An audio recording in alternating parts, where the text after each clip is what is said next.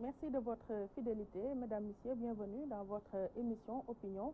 Cette semaine, nous recevons sur ce plateau Mamles Camara. Il est journaliste et formateur au CESTI. Bienvenue à vous, Monsieur Camara. Merci beaucoup. Alors, Mamles Camara, vous êtes journaliste depuis 32 ans, sorti du Centre d'études des sciences et techniques de l'information, CESTI, ancien secrétaire général du SYNPICS. Vous avez dirigé un certain nombre de FM, formateur présentement au CESTI, analyste politique. A-t-on dit l'essentiel sur votre parcours? Oui, c'est largement suffisant. D'accord. Au crépuscule de 2016, avec votre concours, on va interroger le rétroviseur pour retracer les faits saillants qui ont marqué ces 12 mois. D'abord, au plan médiatique, en tant que précurseur dans le privé, quel est le LEC? Comment il est entretenu présentement? Le problème, c'est que 2016 a été une année charnière. C'est l'année du débat sur le projet de nouveau code de la presse, de l'arrêt de ce débat, de son rejet par l'Assemblée nationale, contre l'avis du président de la République qui avait promis de faire adopter le texte, à l'instar de son prédécesseur, Maître Abdoulaye Wade, qui avait promis la même chose, mais s'était heurté aux mêmes obstacles. Et finalement, on a un projet de code de la presse qui est beaucoup plus un code à l'usage des investisseurs dans les médias que véritablement un code de la presse. Je le dis souvent, dans le nouveau projet de code, il y a 7 titres. Le titre consacré aux journalistes, c'est le 5e titre. Auparavant, on parle de comment mettre en place un fonds d'investissement pour aider les médias privés. On parle de tout sauf du journaliste. Et j'ai l'impression qu'on aurait pu économiser beaucoup de temps et peut-être probablement de l'argent si on avait amendé l'actuel code de la presse. Parce que dans le nouveau projet, innovante, c'était la question de la dépénalisation. Une fois qu'on a enlevé cette question, il n'y avait plus rien de nouveau dans le nouveau code de la presse, sinon quelques petits détails que l'on aurait pu intégrer en amendant la loi actuelle. Pour dire qu'on n'a que du réchauffé dans ce nouveau code de la presse. On a pire que du réchauffé. J'ai noté quelques points sur lesquels le nouveau projet de loi est en régression par rapport aux acquis du code de 1996. Ah oui, avec tout ce qu'on a dit sur ce nouveau code. Avec tout ce qu'on a dit, vous lisez le nouveau projet de code, exemple l'article 35.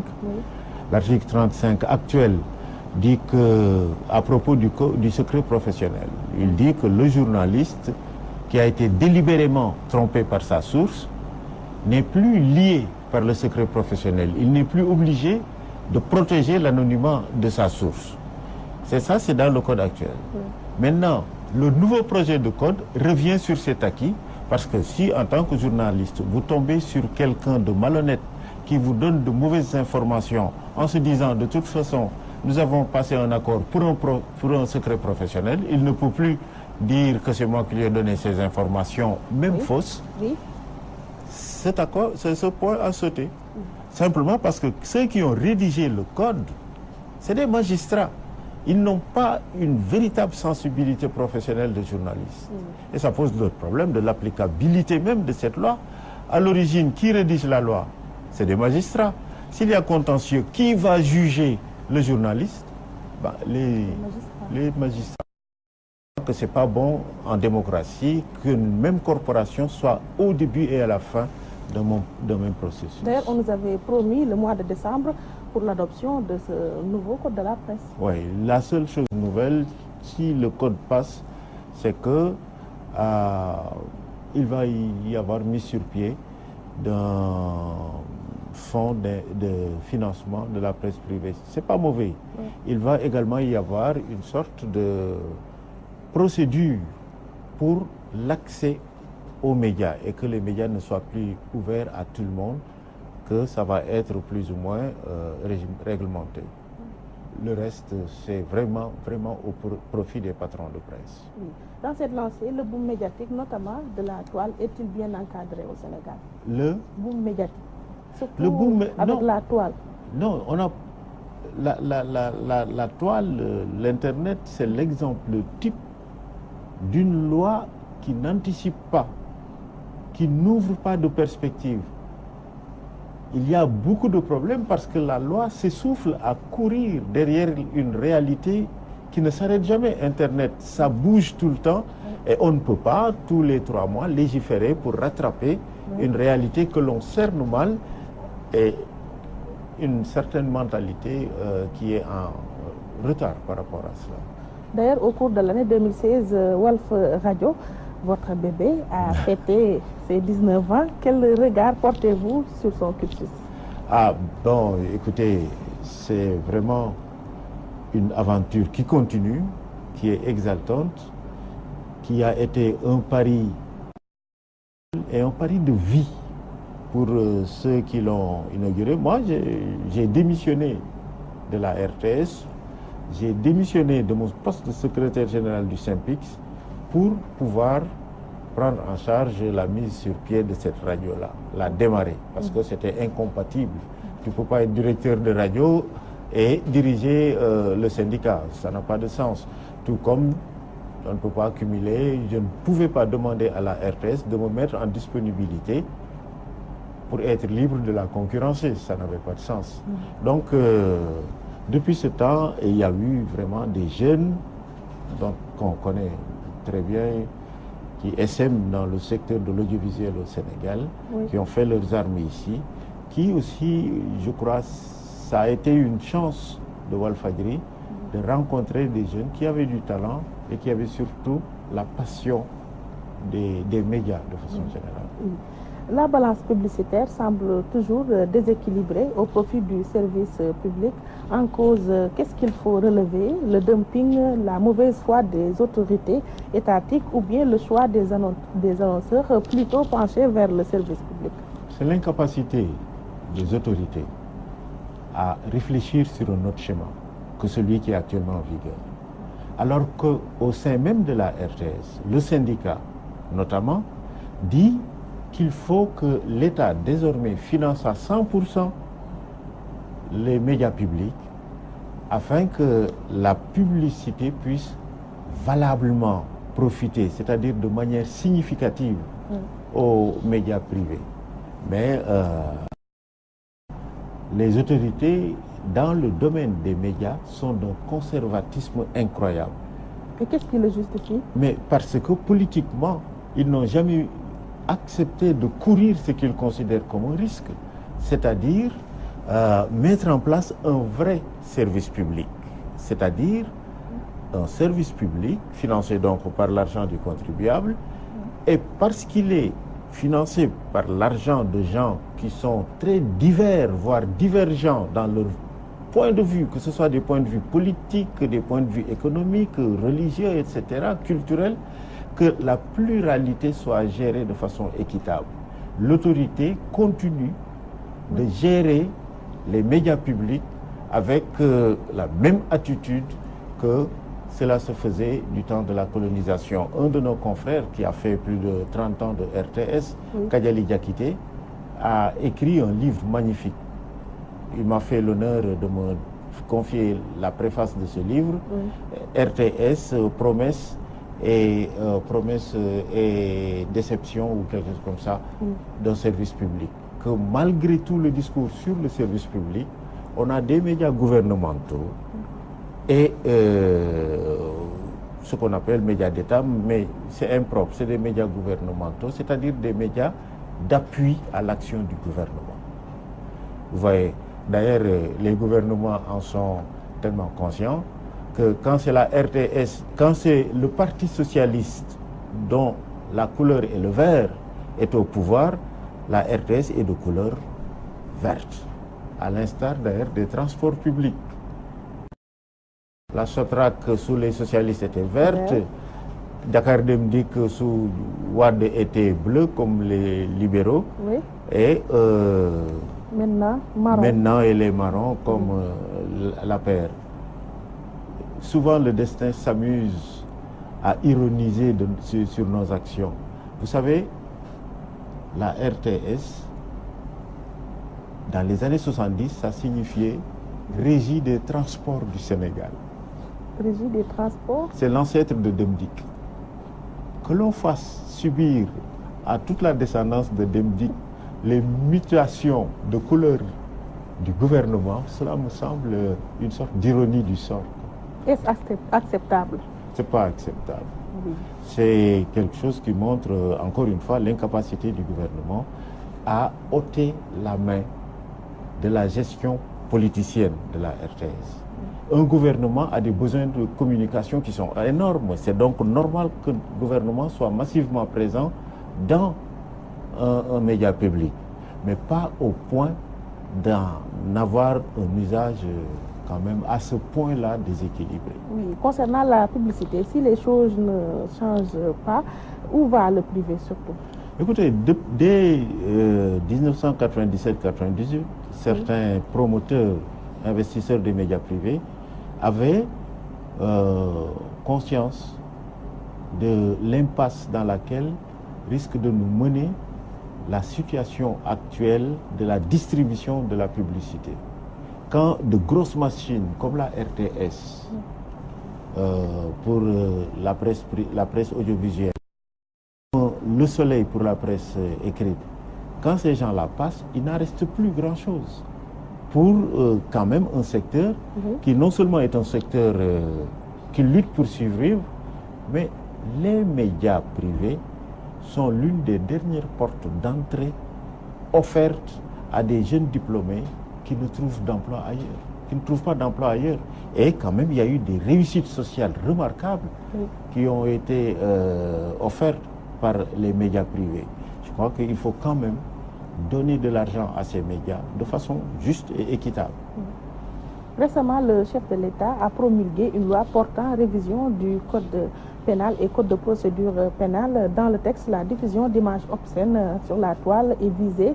Est-ce un moyen de dissuasion dans une société, excusez-moi, en perte de valeur? Je pense que c'est beaucoup plus un aveu d'impuissance qu'une mesure qui peut rectifier. Il est sûr que la toile telle qu'elle fonctionne, passez-moi l'expression, mais se moque totalement de lois qui, au moment où elles sont promulguées, sont déjà caduques. Je pense qu'il faut réfléchir avec des professionnels et des médias et de ces nouvelles technologies pour voir comment, sans répression excessive, trouver le moyen de faire en sorte que, effectivement, la toile ne soit pas le lieu de défoulement, le lieu d'attaque à l'honorabilité de personnes qui peut-être n'ont fait qu'exprimer des opinions, prendre des positions. Et cela, c'est une forme de fascisme. Parce que le fascisme, c'est aussi l'interdiction faite à l'autre, la différence, que ce soit une différence raciale, voire les nazis, que ce soit simplement une différence politique. Mais si chaque fois que vous exprimez un point de vue divergent, vous êtes insulté, stigmatisé au point que vos parents vous disent arrête de faire ce travail ou bien mesure les déclarations que tu fais, mais c'est le triomphe du fascisme. Et cela n'est pas seulement à l'usage des journalistes, mais des hommes et des femmes politiques mesurent leurs déclarations à l'aune des menaces d'insultes auxquelles ils s'exposent. Oui, Mame Less Camara, le Sénégal classé 141e pays parmi les plus connectés au monde, vous le déplorez ou bien c'est un rang bien mérité? Mais c'est bien mérité. Je pense que nous sommes un pays quelque part de pionniers. Quand il y a quelque chose de nouveau, nous explorons, nous essayons de voir, comme on dit dans nos grandes places, qu'est-ce que ça donne. Nous essayons de voir quelles en sont les limites, quelle en est l'utilité. Mais les autorités devraient accompagner ce mouvement vers le futur par tout de même un quadrillage des territoires encore inconnus pour faire en sorte que Internet ne soit pas une menace contre l'intimité des gens, contre la diffusion de photos obscènes, etc. Et là, c'est peine perdue pour les photos obscènes. Ce qu'il faut, c'est entretenir avec la population un débat sincère parce que nécessaire pour faire en sorte que on ait un usage, disons, plus civil de Internet. Mais qu'est-ce qui aurait causé ce recul à la 124e place et maintenant 148e? Mais parce que nous sommes, comme j'ai dit, un peuple de pionniers. Nous explorons souvent les premiers. Mais quand on voit qu'il y a de l'utilité, les pouvoirs publics n'accompagnent pas. Ou bien ne le font pas de façon conséquente, alors que dans d'autres pays africains, plus ils avaient du retard, plus ils mettent de moyens pour rattraper ce retard. Et cette dynamique-là font que très vite, ils nous rattrapent et nous dépassent. Voilà. Si la réduction du mandat présidentiel de 7 à 5 ans avait été matérialisée, on en serait au bilan des 5 ans de Macky Sall. Comme les faits sont têtus, la rupture prônée en 2012 a-t-elle été consommée? Non, je pense que là, c'est un point sur lequel il faut être très clair. Au contraire, il y a eu reculade, on n'a pas progressé. L'un des éléments pour lesquels le président a été magnifié, plébiscité par une majorité écrasante de Sénégalais, c'est qu'il avait posé cet acte d'une modernité inédite, d'une sincérité admirable et qui était exemplaire en démocratie, non pas seulement pour le Sénégal, mais pour le monde entier. Et puis au moment de concrétiser, le président a trouvé des astuces. Et c'est ça qui est mauvais. C'est-à-dire, on dit, bon, ok, il y avait 3 voies. La voie parlementaire, on a dit non. Même si Wade avait réintroduit le septennat par voie parlementaire. Les gens disent, c'est illégal, c'était illégal. Et on ne répare pas une illégalité par une autre illégalité. Donc, existe la voie parlementaire.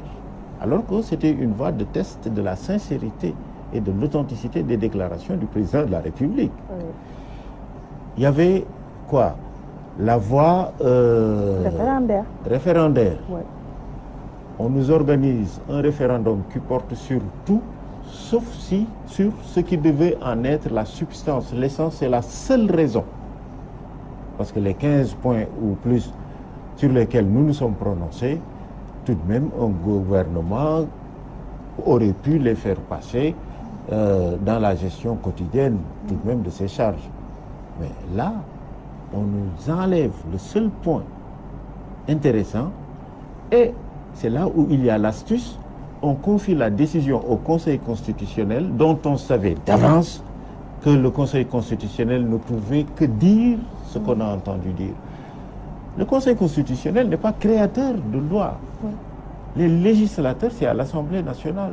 Et de manière générale, un magistrat, il applique une loi déjà votée, une loi déjà en place. Il n'invente pas de nouvelles lois. Donc demander au Conseil constitutionnel de trancher la question, c'est lui demander de reconduire le septennat pour le président.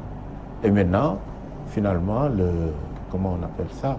Le référendum n'était là que comme couverture pour envelopper une manœuvre dont le résultat était connu d'avance. La troisième voie pouvait être la démission en fin 2016. Ça, c'était la voie, j'allais dire, de la magnificence. Oui, là, ce que le Conseil constitutionnel va faire, je le sais déjà. C'est contre mes engagements que j'ai propagés à travers le monde. Ce que le Parlement va faire risque de mettre en transparence les contradictions qu'il y a dans mon parti. Et cela pourrait porter atteinte un peu à la stabilité du parti, mais c'était une voie de transparence. Alors on cherche la voie d'évidence. La décision du Conseil constitutionnel était tellement prévisible que c'est peut-être pour cette raison que beaucoup de Sénégalais n'ont pas senti le besoin d'aller voter pour le référendum. Sur le bilan, il est élogieux? Je pense que de ce point de vue,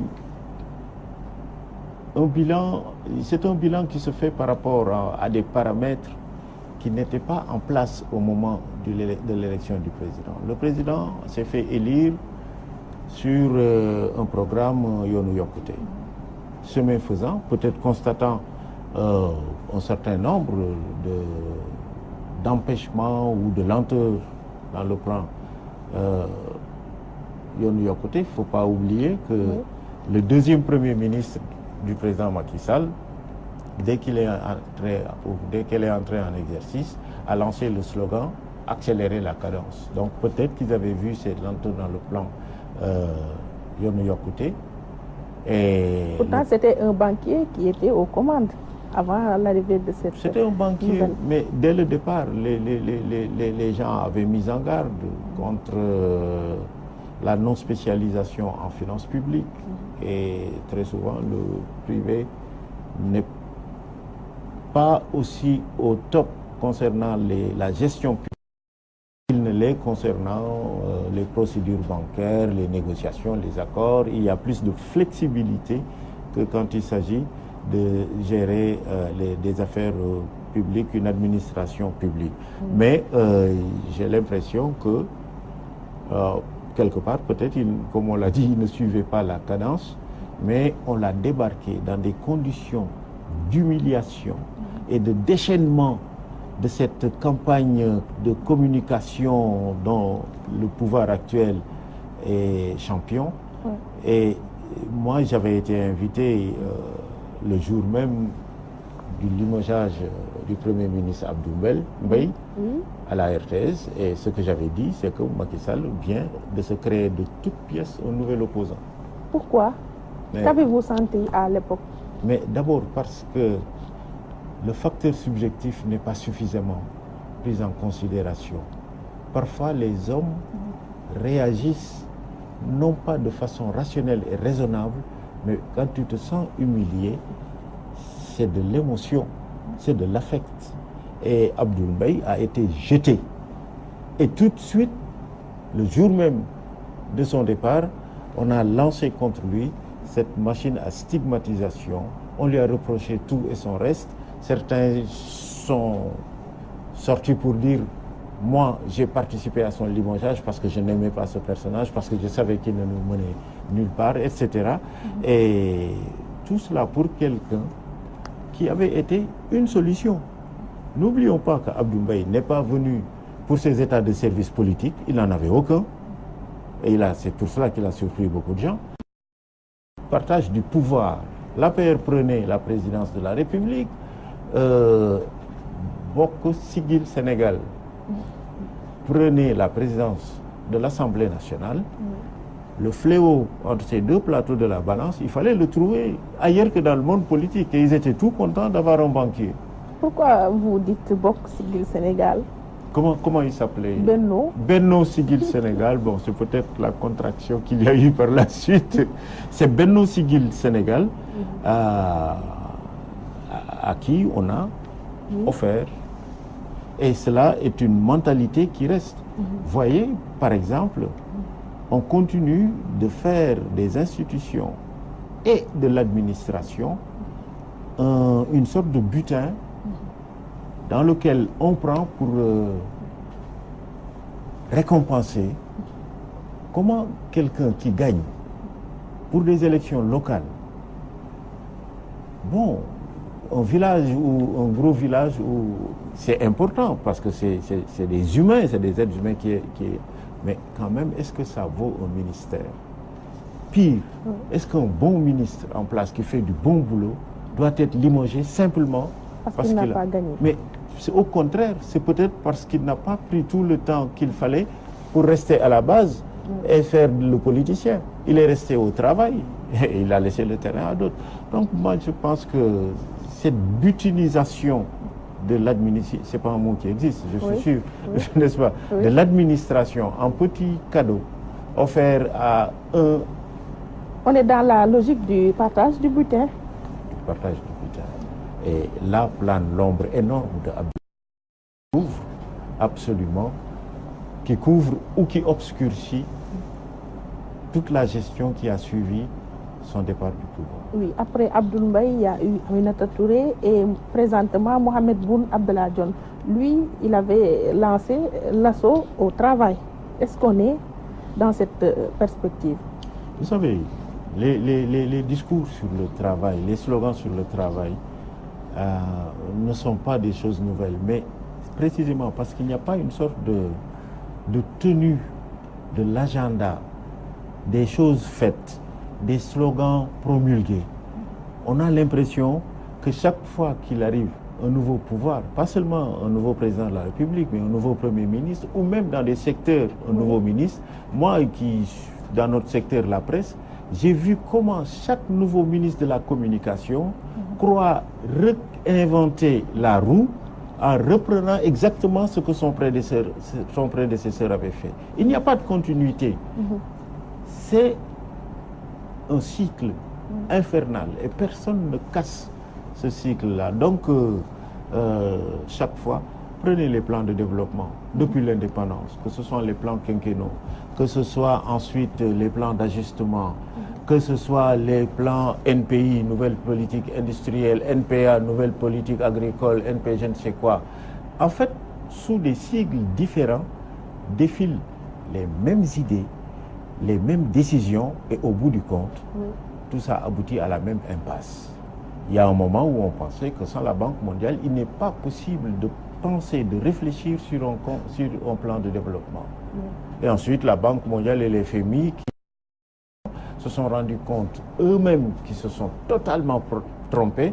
Mais quand on se trompe sur une politique imposée à des pays, cela veut dire qu'on a basculé dans la pauvreté, dans le malheur, dans l'indigence des gens pourtant braves qui ont travaillé et gagné leur vie à la sueur de leur front, et puis un beau jour on vient leur dire on ne peut plus garder les écoles publiques telles quelles, ça prend trop d'argent, on ne peut plus construire des routes, on ne peut plus vous soigner, on ne peut plus assurer la sécurité, et résultat, les gens sont obligés de prendre sur leurs revenus de quoi payer l'éducation de leurs enfants, de quoi se cotiser pour la sécurité collective, etc.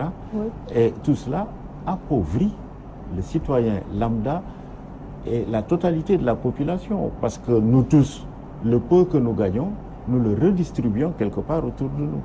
Et cette redistribution est bloquée. Cela fait que ce qu'on commençait à appeler une classe moyenne s'est appauvri.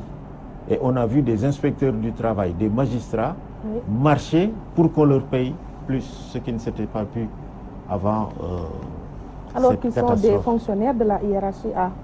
Le sommet de la fonction publique. Oui. Au cas où la présidentielle devait se tenir en février, dans l'échiquier politique, le jeu est-il clair?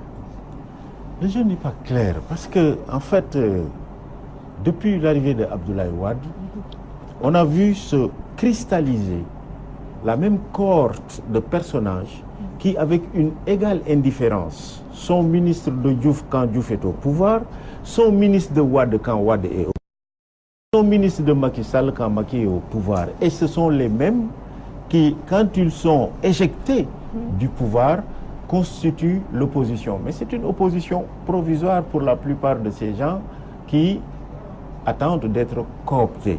Vous savez, Abdoulaye Bathily avait une expression assassine pour qualifier Abdoulaye Wade. Il dit, au fond, Abdoulaye Wade est le chef de la fraction exclue de la bourgeoisie néocoloniale. Voilà son expression. Fraction exclue de la bourgeoisie néocoloniale, c'est-à-dire faites-lui partager le pouvoir et vous avez le clone parfait de ceux qu'il va rejoindre, jusqu'au moment où il est rééjecté, etc. Là aussi, c'est des éléments qui empêchent les ruptures. Je comprends parfois mon ami le docteur Serigne Mor Mbaye, quand il en appelle à son fameux dépôt national. Non, les Sénégalais ne sont pas fous, mais ils sont prisonniers d'une structure qui empêche les ruptures, qui empêche les cassures bienfaisantes. Mais là, on est comme des fétus de paille plongés dans le même tourbillon et nous n'avons aucune prise sur les changements à faire. Hormis Macky Sall, y a-t-il un challenger au sein de l'opposition? Écoutez, c'est ce qu'on avait dit de Wade. On avait dit Wade n'est pas un homme de pouvoir, il ne connaît pas l'administration, c'est pas un homme d'État, c'est un contestataire. Et son utilité est de pousser le pouvoir socialiste à évoluer, surtout après l'adoption en 92, je crois, du nouveau code électoral. Après Wade est venu, c'est vrai qu'il a été un président assez atypique, oui. Qu'il a bousculé l'administration, ce habitué. Oui. Macky, et que des gens ont dit, j'ai entendu une fois un débat ici même à Walfadjri, oui. Quand quelqu'un disait que Abdou Diouf, opposé à une chèvre, au second tour, aurait quand même perdu. Parce que les gens n'ont pas voté pour Wade, mais ils ont voté contre Abdou Diouf. Oui. Avec Macky, tout de même, c'était assez surprenant. Oui. C'était assez surprenant qu'il ait gagné, et il a gagné oui. En partie parce que Benno Siggil Sénégal. Parce que Benno Siggil Sénégal avait éclaté en 3 partis. Oui. Hein, le Parti socialiste avait son Benno ak Tanor, il y avait un Benno plus ou moins originel avec Moustapha Niasse, et puis il y avait un 3e Benno, ce qu'on ne dit pas souvent, et c'est ce Benno, c'est le Benno qui regroupait le RND, le Silla, et dans lequel Macky, plus ou moins, était adhérent. Ah oui? Macky n'a jamais été derrière Moustapha Niasse à Benno Siggil Sénégal. Donc, le même groupe a éclaté en 3, incapable de négocier la fameuse candidature unique oui. Dès le premier tour.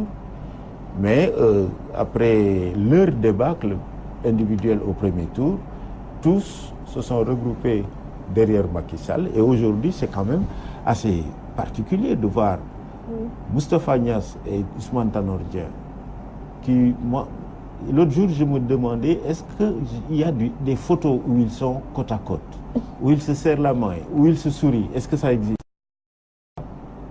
Je n'en ai pas souvenance. Peut-être qu'avec l'âge, mes souvenirs sont plus évanescents. On va essayer d'en chercher. Mais autant ils se tournent le dos et affichent de façon claire une sorte d'indifférence l'un vis-à-vis de l'autre, autant autour de ce qui les réunit, non pas un programme politique, non pas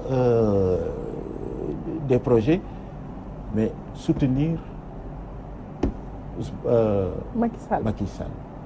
Le seul commun multiple de Moustapha Niasse et Ousmane Tanor Dieng, en dehors de leur passé socialiste, c'est Macky Sall. Et c'est quand même assez drôle. Quand même assez drôle. En matière de programme, voire vision, le discours prononcé par les politiques est-il clair, voire concis? Non, parce que c'est un discours c'est vraiment le degré 1 de la politique. Parce que le degré 0, c'est peut-être l'affrontement. Celui qui est le plus fort l'emporte et il est élu. Si ça se trouve, Australopithèque utilisait déjà cette politique. Celui qui a le plus de massues gagne sur les autres. Le degré 1, c'est élisez-moi. C'est l'élection, mais conçue simplement comme élément de cooptation d'un individu et non pas d'adhésion à une vision du monde, à une politique, à une prise en charge des besoins d'une collectivité. Oui. C'est simplement élisez-moi. C'est pourquoi il n'y a plus de Yaya Jammeh qu'on le pense en Afrique. Il y en a beaucoup plus. Bon, maintenant... Mais il ne s'affirme pas, au moins. Nous avons des institutions qui, tout de même, font du containment et endiguent certaines ambitions qui auraient pu autrement s'exprimer avec de la violence. Mais oui. Je pense que le but, c'est élisez-moi. Élisez-moi à tout prix. Je vous raconte des histoires. Vous savez parfaitement que ce que je vous dis n'est pas vrai, mais élisez-moi quand même, parce que ce que je vous promets que je le ferai. Mais c'est un jeu de dupes, oui. Un peu entre des gens parfois désespérés qui demandent qu'on les trompe. Trompez-nous, dites-nous n'importe quoi, mais faites vivre un tant soit peu l'espoir dans nos cœurs. Et les élections, c'est toujours un printemps, c'est le temps des espoirs. Ensuite viennent les dures et tristes réalités, et celui qui avait promis se dédie jusqu'à retrouver les positions de départ de l'adversaire qu'il a vaincu à l'issue des élections. Oui. C'est ce qui nous arrive actuellement. Le référendum du 20 mars a revêtu plusieurs caractères. On peut dire qu'il a été riche en enseignements. Selon vous, quelles sont les leçons à ne pas oublier? Que les partis de l'opposition sont de même culture, de même orientation et au fond sont des contenus de même volume que les partis au pouvoir. Autrement dit, quand on vous invite à participer à des élections, à un référendum, en sachant que le résultat est couru d'avance, d'abord parce que l'essentiel qui pouvait mobiliser les gens et les faire voter, l'essentiel a été enlevé et confié à une instance prestigieuse, mais dont le mode de fonctionnement fait que l'on savait d'avance comment elle allait décider, premièrement. Deuxièmement, c'est l'une des techniques que peut-être l'histoire retiendra de Macky Sall. Quand il organise des élections, on l'a vu avec le référendum, on l'a vu avec les locales, il donne le coup de sifflet du départ de la course au dernier moment et quand lui-même a déjà pris de l'avance sur les autres. Ce qui fait que la question du temps se pose. Et je pense que l'opposition, c'est peut-être avec le recul que j'ose dire ça, mais on se demande s'il n'aurait pas été plus judicieux de dire, chiquet, nous ne prenons pas part à cette course, qu'on reprenne le départ, etc. Sinon, nous ne participons pas. Il devait adopter le boycott. Je pense que le boycott aurait évité une certaine humiliation et puis un certain renforcement de la certitude chez le pouvoir qu'ils sont en position majoritaire. Alors que le taux de participation, quand même, ne permet pas tellement d'avoir l'esprit clair. Mais ça permet au pouvoir d'enclencher une dynamique de victoire et de mettre les troupes en place et en confiance en vue des législatives de 2017. Au final, qui en a profité? Le pouvoir, de bout en bout. Et cette histoire de croque-mort, stock-mort, vous y croyez concernant le taux de participation? Ça, c'est dans le vocabulaire que l'on aimerait voir mort de la politique au Sénégal. Parce qu'ils engagent l'opinion dans des débats abstraits de stock mort, alors que il me semble que on devrait avoir un calendrier de mise à jour avec la participation. Ce calendrier existe, mais les modalités de son application ne suscitent jamais la confiance de tout le monde. Et au bout du compte, c'est comme ce qui s'est passé lors de la dernière réunion avec le ministre de l'Intérieur. Les gens se rencontrent, pour se rendre compte qu'ils ne sont pas ici pour les mêmes raisons. Et la réunion finit en queue de poisson. Des revendications ou contestations aux prochaines élections, on peut s'y attendre? Ah oui, on peut s'y attendre. Ne serait-ce que cette affaire de fabrication des cartes d'identité. Alors,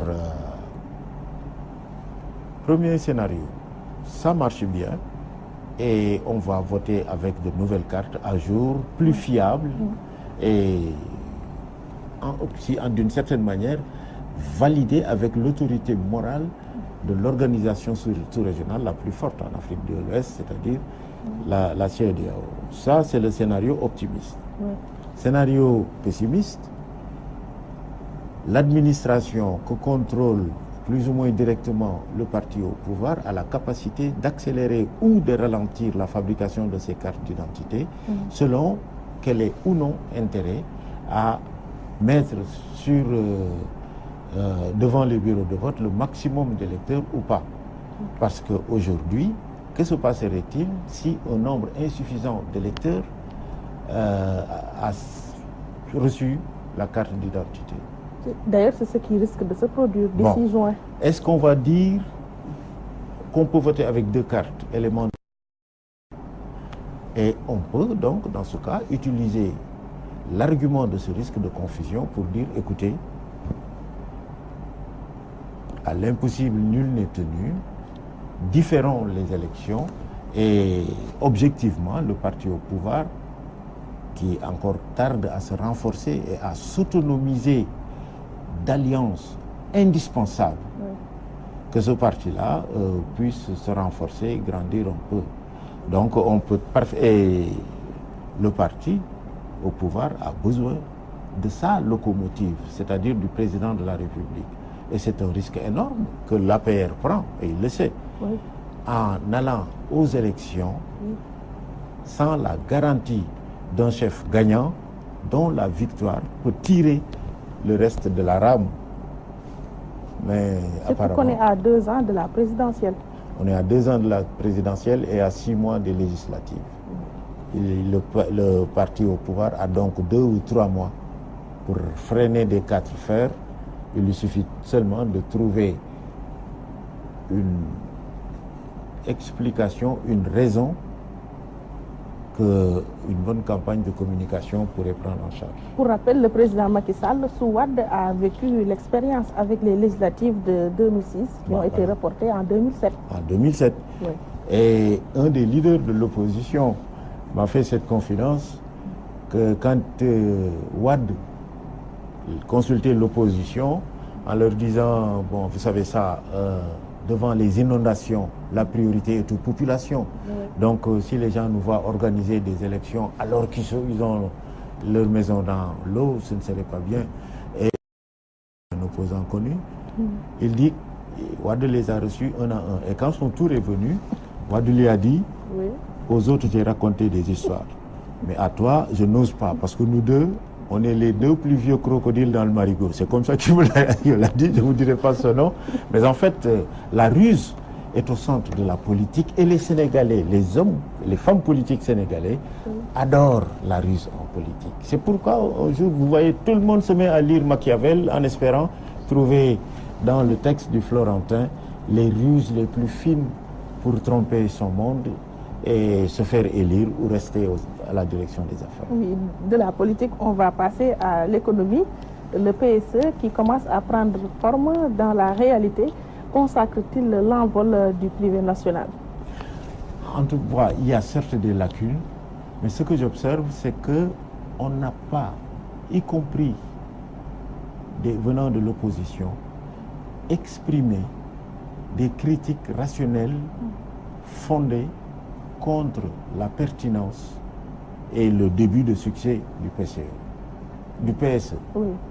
Tout de même, les rejets que l'on enregistre sont beaucoup plus des rejets de principe, des rejets d'opposition, presque à la limite crypto-personnelle, que véritablement des critiques qui viendraient d'analyse approfondie.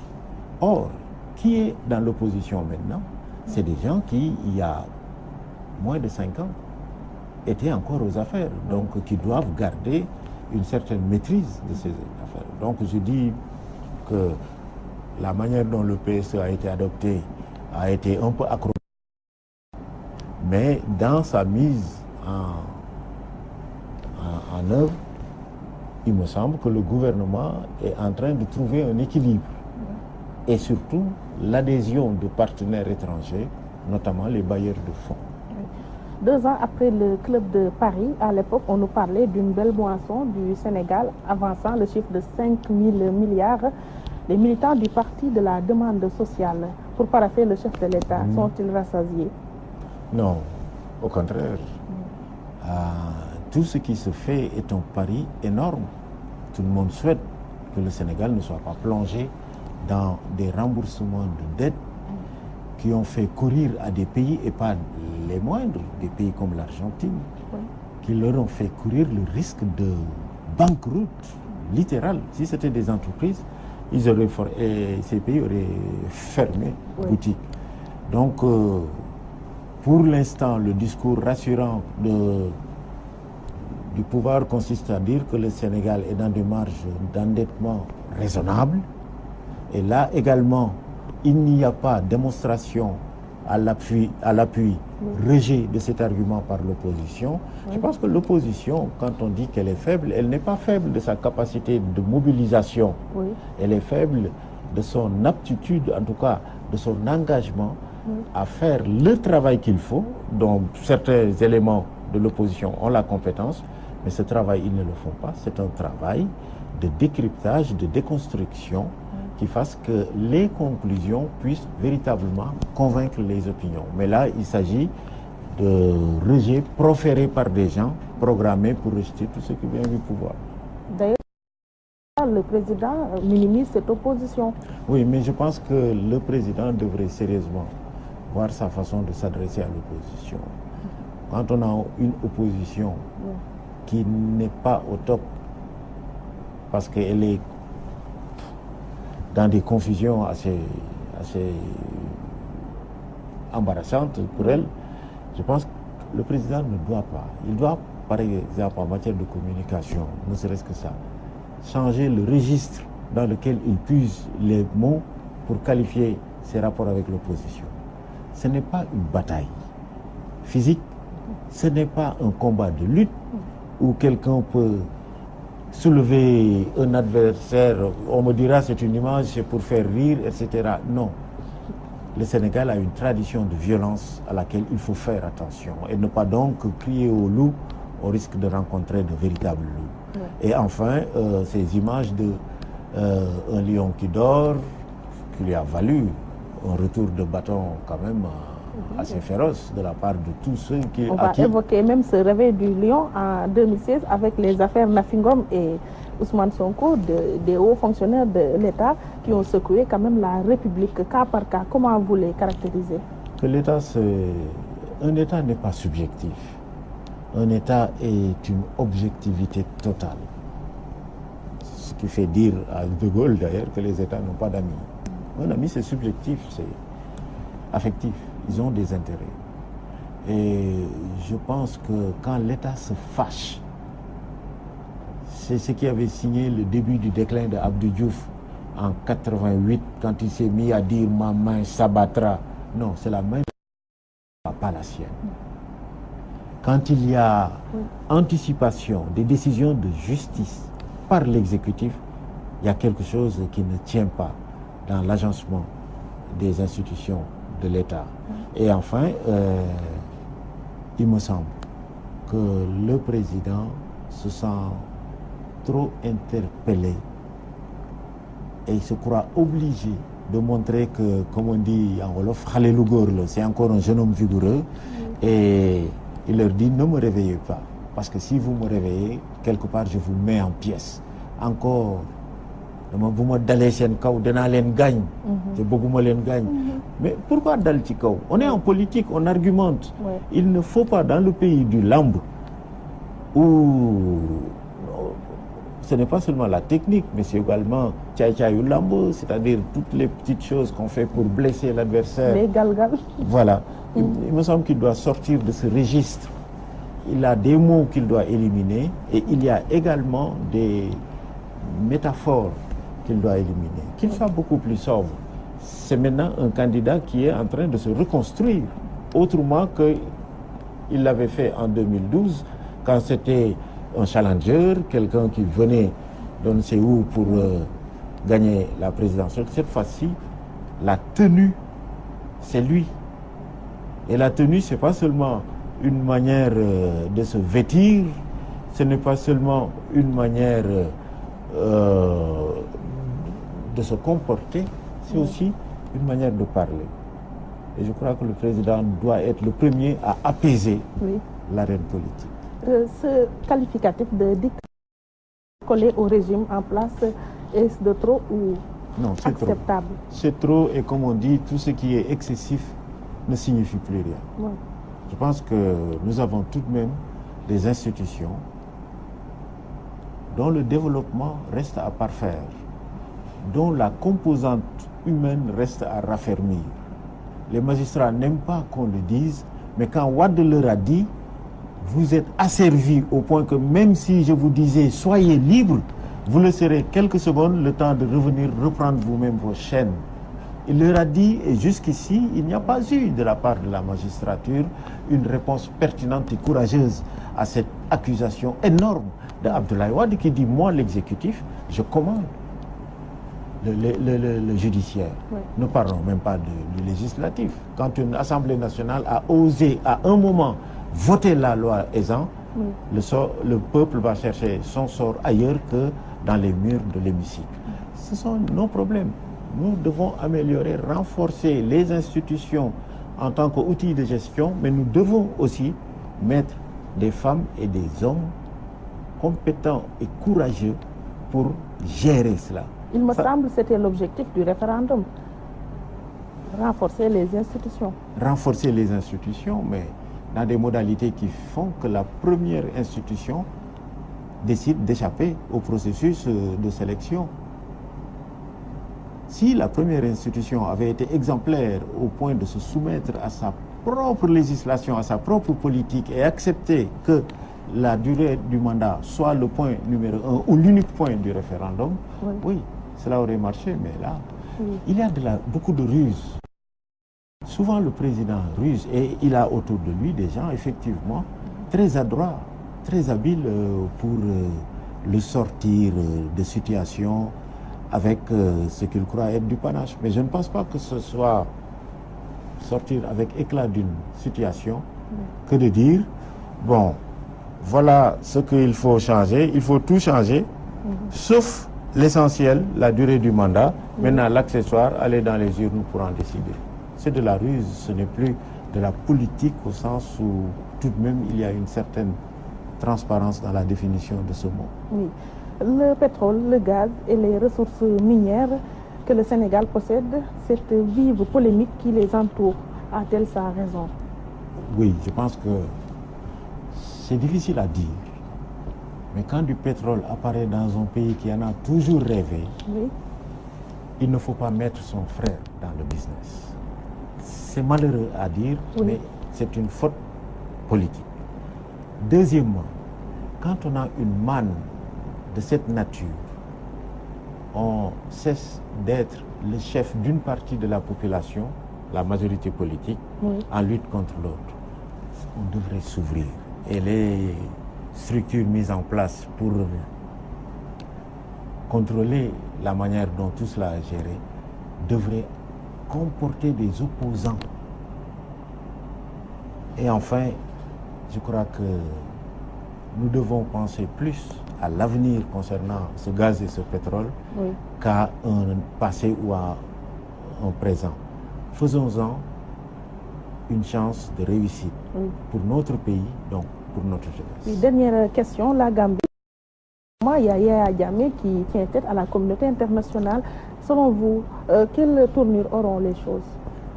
Elle risque d'être militaire parce que Yaya Jammeh est quelqu'un qui ne comprend pas grand-chose et que, je dis à mes amis, Yaya est beaucoup plus un mansa, un roi traditionnel que véritablement un homme d'État. C'est-à-dire, il a plein de gris-gris.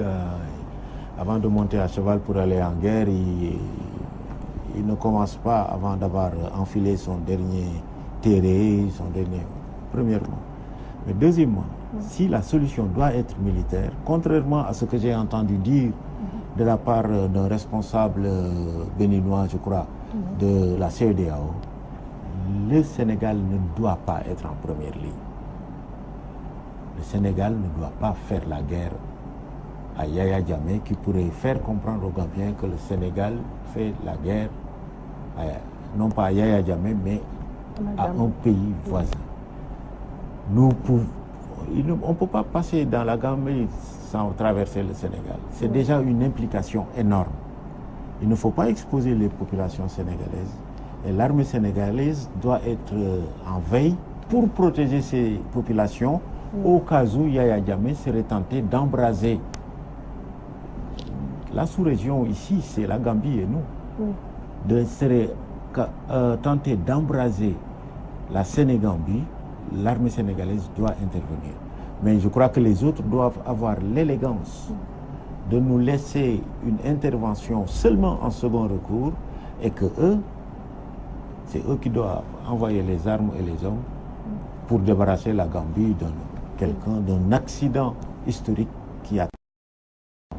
Mame Less Camara, je vous remercie. Je rappelle que vous êtes journaliste, formateur au CESTI, mais aussi papa pour nous, un exemple, et puis un professeur. Merci beaucoup. Je suis content de faire cette émission avec vous parce que ça rassure quand même de voir d'anciennes étudiantes sur le plateau faire le travail avec professionnalisme. ça nous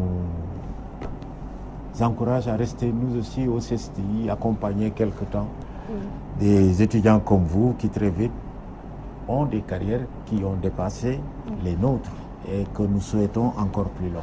Merci beaucoup. Merci à nos auditeurs et téléspectateurs qui nous ont prêté attention. Grand merci à Ramatoulaye Sall Diop qui a assuré la partie technique. Merci à Aïssatou Diagne, Oustaz Assane Diouf pour la coordination et Ndella Mar pour les soins esthétiques. Excellente semaine à vous. Rendez-vous en 2017, Inch'Allah. Merci. Classé 141e pays parmi les plus connectés au monde, vous le déplorez ou bien c'est un rang bien mérité? Mais c'est bien mérité. Je pense que nous sommes un pays quelque part de pionniers. Quand il y a quelque chose de nouveau, nous explorons, nous essayons de voir, comme on dit dans nos grandes places, qu'est-ce que ça donne. Nous essayons de voir quelles en sont les limites, quelle en est l'utilité.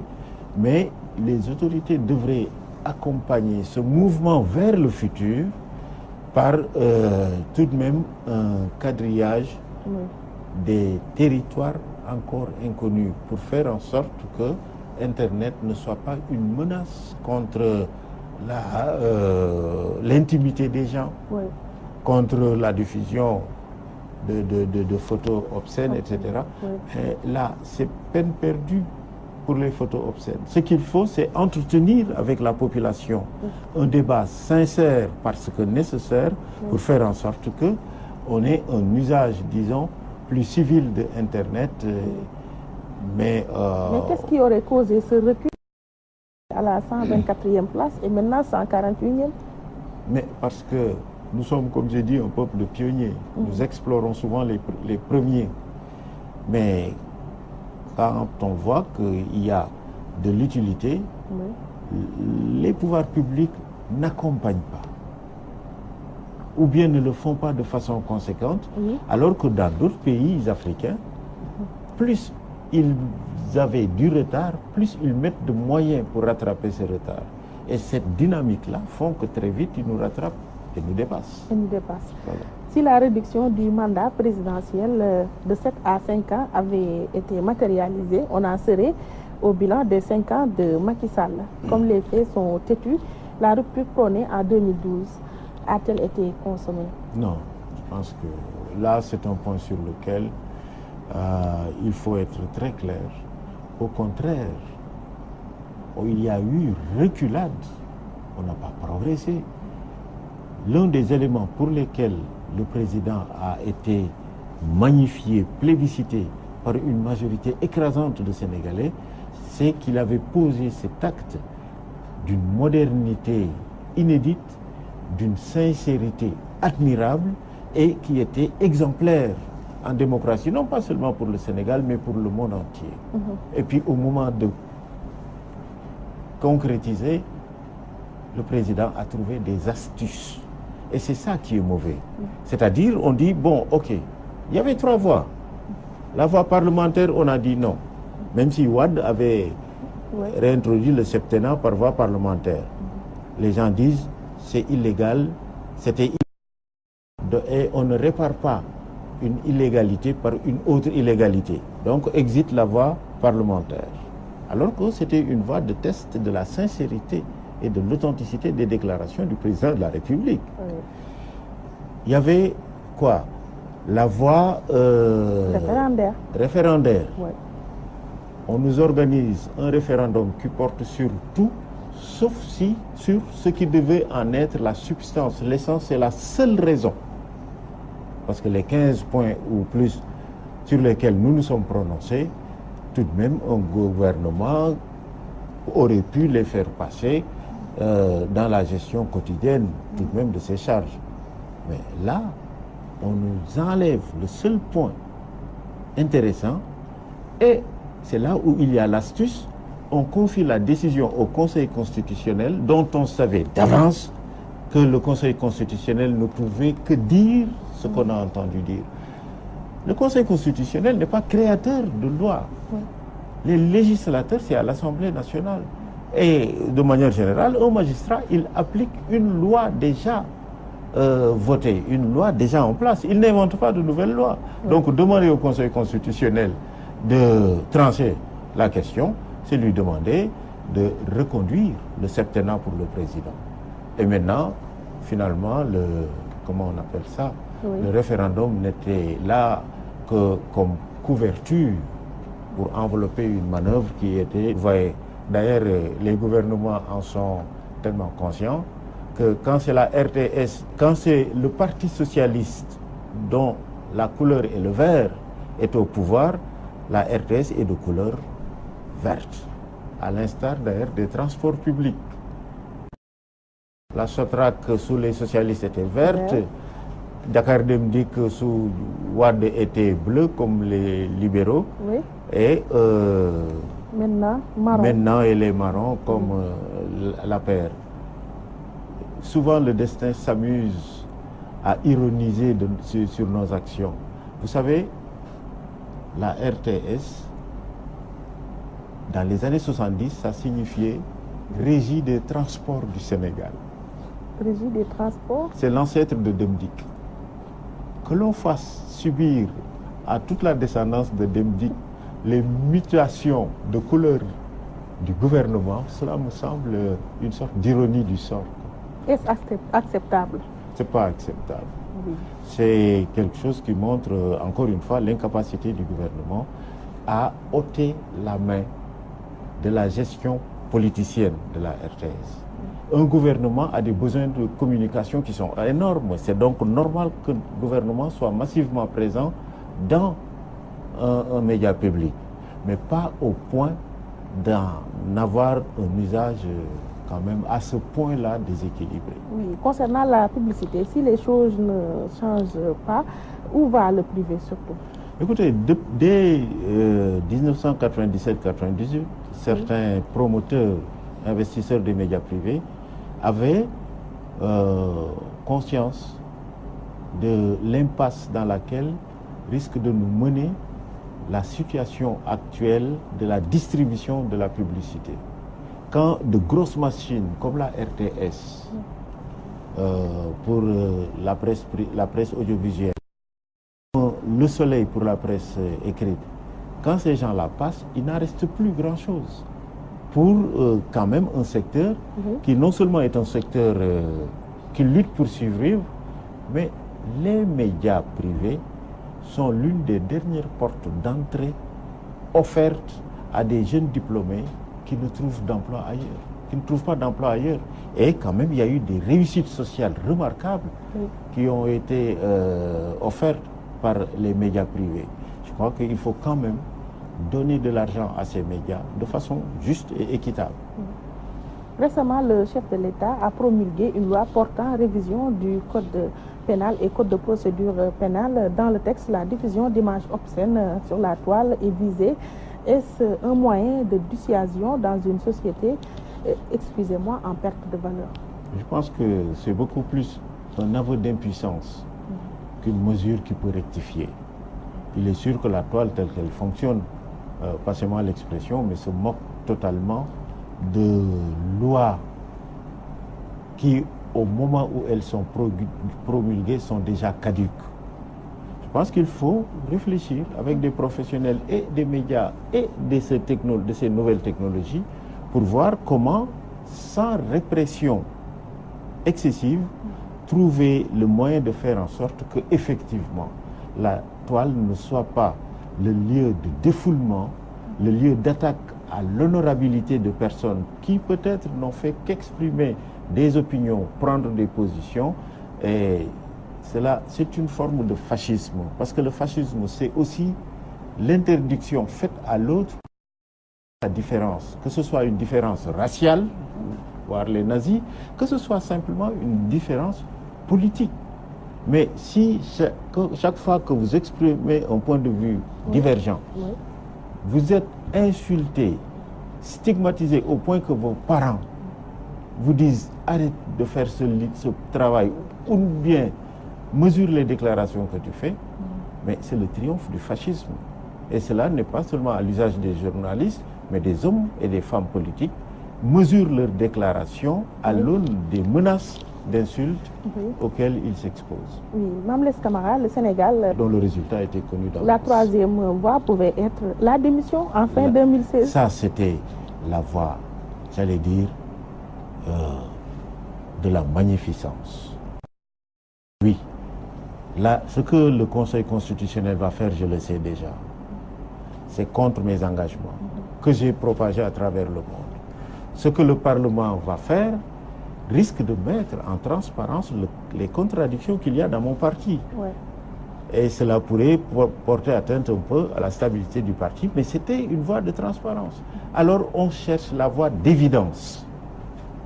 La décision du Conseil constitutionnel était tellement prévisible que c'est peut-être pour cette raison que beaucoup de Sénégalais n'ont pas senti le besoin d'aller voter pour le référendum. Sur le bilan, il est élogieux? Je pense que de ce point de vue,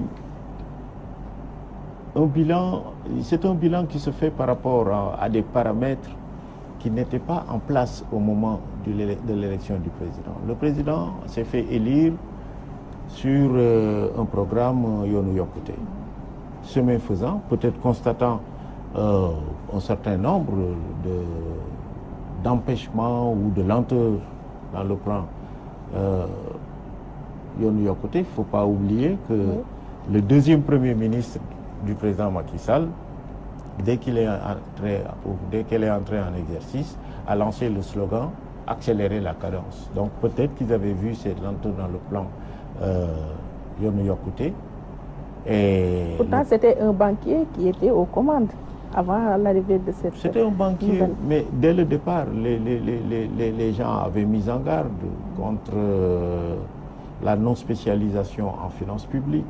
Et très souvent, le privé n'est pas aussi au top concernant la gestion publique qu'il ne l'est concernant les procédures bancaires, les négociations, les accords. Il y a plus de flexibilité que quand il s'agit de gérer des affaires publiques, une administration publique. Mais j'ai l'impression que quelque part, peut-être, comme on l'a dit, il ne suivait pas la cadence, mais on l'a débarqué dans des conditions d'humiliation et de déchaînement de cette campagne de communication dont le pouvoir actuel est champion. Et moi, j'avais été invité le jour même du limogeage du Premier ministre Abdoul Mbaye à la RTS, et ce que j'avais dit, c'est que Macky Sall vient de se créer de toutes pièces un nouvel opposant. Pourquoi? Qu'avez-vous senti à l'époque? Mais d'abord parce que le facteur subjectif n'est pas suffisamment pris en considération. Parfois, les hommes réagissent non pas de façon rationnelle et raisonnable, mais quand tu te sens humilié, c'est de l'émotion, c'est de l'affect. Et Abdoul Mbaye a été jeté. Et tout de suite, le jour même de son départ, on a lancé contre lui cette machine à stigmatisation. On lui a reproché tout et son reste. Certains sont sortis pour dire « Moi, j'ai participé à son limogeage parce que je n'aimais pas ce personnage, parce que je savais qu'il ne nous menait nulle part, etc. » Et tout cela pour quelqu'un qui avait été une solution. N'oublions pas qu'Abdoul Mbaye n'est pas venu pour ses états de service politique, il n'en avait aucun. Et c'est pour cela qu'il a surpris beaucoup de gens. Partage du pouvoir. L'APR prenait la présidence de la République, Bokk Siggil Sénégal prenait la présidence de l'Assemblée nationale. Le fléau entre ces deux plateaux de la balance, il fallait le trouver ailleurs que dans le monde politique. Et ils étaient tout contents d'avoir un banquier. Pourquoi vous dites Bokk Siggil Sénégal? Comment il s'appelait? Benno. Benno Siggil Sénégal. Bon, c'est peut-être la contraction qu'il y a eu par la suite. C'est Benno Siggil Sénégal à qui on a offert. Et cela est une mentalité qui reste. Voyez, par exemple, on continue de faire des... Merci de votre fidélité. Mesdames, Messieurs, bienvenue dans votre émission Opinion. cette semaine, nous recevons sur ce plateau Mame Less Camara. Il est journaliste et formateur au CESTI. Bienvenue à vous, Monsieur Camara. Merci beaucoup. Alors, Mame Less Camara, vous êtes journaliste depuis 32 ans, sorti du Centre d'études des sciences et techniques de l'information, CESTI, ancien secrétaire général du SYNPICS. Vous avez dirigé un certain nombre de FM, formateur présentement au CESTI, analyste politique. A-t-on dit l'essentiel sur votre parcours? Oui, c'est largement suffisant. D'accord.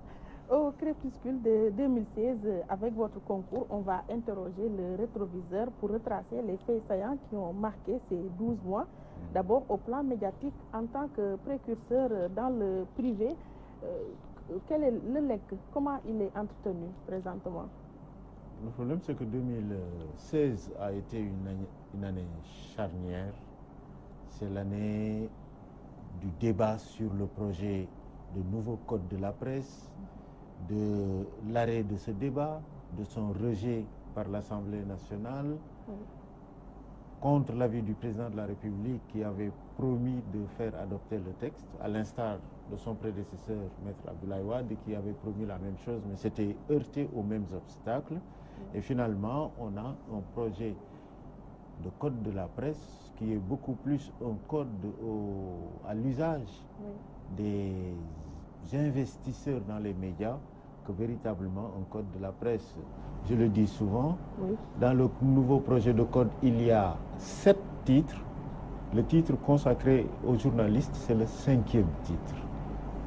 Auparavant, on parle de comment mettre en place un fonds d'investissement pour aider les médias privés. On parle de tout sauf du journaliste. Et j'ai l'impression qu'on aurait pu économiser beaucoup de temps et peut-être probablement de l'argent si on avait amendé l'actuel code de la presse. Parce que dans le nouveau projet, innovante, c'était la question de la dépénalisation. Une fois qu'on a enlevé cette question, il n'y avait plus rien de nouveau dans le nouveau code de la presse, sinon quelques petits détails que l'on aurait pu intégrer en amendant la loi actuelle. Pour dire qu'on n'a que du réchauffé dans ce nouveau code de la presse. On a pire que du réchauffé. J'ai noté quelques points sur lesquels le nouveau projet de loi est en régression par rapport aux acquis du code de 1996. Ah oui, avec tout ce qu'on a dit sur ce nouveau code. Avec tout ce qu'on a dit, vous lisez le nouveau projet de code, exemple l'article 35. L'article 35 actuel dit que, à propos du secret professionnel, il dit que le journaliste qui a été délibérément trompé par sa source n'est plus lié par le secret professionnel. Il n'est plus obligé de protéger l'anonymat de sa source. C'est ça, c'est dans le code actuel. Maintenant, le nouveau projet de code revient sur cet acquis, parce que si, en tant que journaliste, vous tombez sur quelqu'un de malhonnête qui vous donne de mauvaises informations en se disant, de toute façon, nous avons passé un accord pour un secret professionnel, il ne peut plus dire que c'est moi qui lui ai donné ces informations, même fausses. Cet accord, ce point a sauté. Simplement parce que ceux qui ont rédigé le code, c'est des magistrats. Ils n'ont pas une véritable sensibilité professionnelle de journaliste. Et ça pose le problème de l'applicabilité même de cette loi. À l'origine, qui rédige la loi? C'est des magistrats. S'il y a contentieux, qui va juger le journaliste? Les magistrats. Que c'est pas bon en démocratie qu'une même corporation soit au début et à la fin d'un même processus. D'ailleurs, on nous avait promis le mois de décembre pour l'adoption de ce nouveau code de la presse. Oui, la seule chose nouvelle, si le code passe, c'est que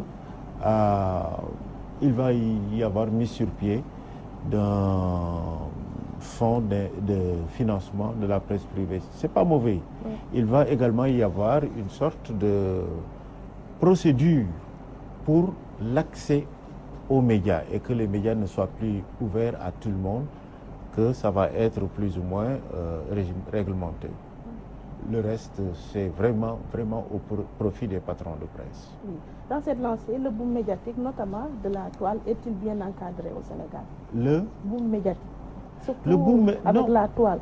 Non, on a la toile, l'Internet, c'est l'exemple type d'une loi qui n'anticipe pas, qui n'ouvre pas de perspective. Il y a beaucoup de problèmes parce que la loi s'essouffle à courir derrière une réalité qui ne s'arrête jamais. Internet, ça bouge tout le temps et on ne peut pas, tous les 3 mois, légiférer pour rattraper une réalité que l'on cerne mal et une certaine mentalité qui est en retard par rapport à cela. D'ailleurs, au cours de l'année 2016, Walf Radio, votre bébé, a fêté ses 19 ans. Quel regard portez-vous sur son cursus? Ah bon, écoutez, c'est vraiment une aventure qui continue, qui est exaltante, qui a été un pari et un pari de vie pour ceux qui l'ont inauguré. Moi, j'ai démissionné de la RTS, j'ai démissionné de mon poste de secrétaire général du SYNPICS pour pouvoir prendre en charge la mise sur pied de cette radio-là, la démarrer, parce que c'était incompatible. Tu ne peux pas être directeur de radio et diriger le syndicat, ça n'a pas de sens. Tout comme on ne peut pas cumuler, je ne pouvais pas demander à la RTS de me mettre en disponibilité pour être libre de la concurrencer, ça n'avait pas de sens. Donc, depuis ce temps, il y a eu vraiment des jeunes qu'on connaît très bien, qui essaiment dans le secteur de l'audiovisuel au Sénégal, qui ont fait leurs armes ici, qui aussi, je crois, ça a été une chance de Walfadjri de rencontrer des jeunes qui avaient du talent et qui avaient surtout la passion des médias de façon générale. La balance publicitaire semble toujours déséquilibrée au profit du service public.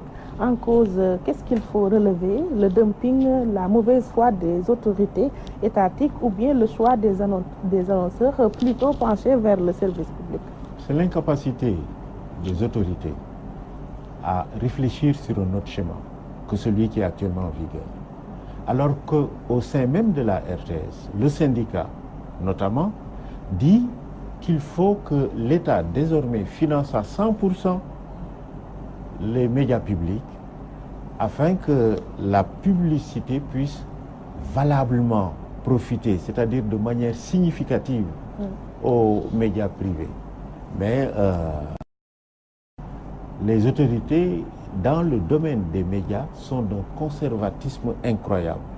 Et qu'est-ce qui le justifie? Mais parce que politiquement, ils n'ont jamais accepté de courir ce qu'ils considèrent comme un risque, c'est-à-dire mettre en place un vrai service public, c'est-à-dire un service public financé donc par l'argent du contribuable, et parce qu'il est financé par l'argent de gens qui sont très divers, voire divergents dans leur point de vue, que ce soit des points de vue politiques, des points de vue économiques, religieux, etc., culturels, que la pluralité soit gérée de façon équitable. L'autorité continue de gérer les médias publics avec la même attitude que cela se faisait du temps de la colonisation. Un de nos confrères qui a fait plus de 30 ans de RTS, Kadiali Diakité, a écrit un livre magnifique. Il m'a fait l'honneur de me confier la préface de ce livre, RTS, promesse et déception ou quelque chose comme ça d'un service public. Que malgré tout le discours sur le service public, on a des médias gouvernementaux et ce qu'on appelle médias d'État, mais c'est impropre, c'est des médias gouvernementaux, c'est-à-dire des médias d'appui à l'action du gouvernement.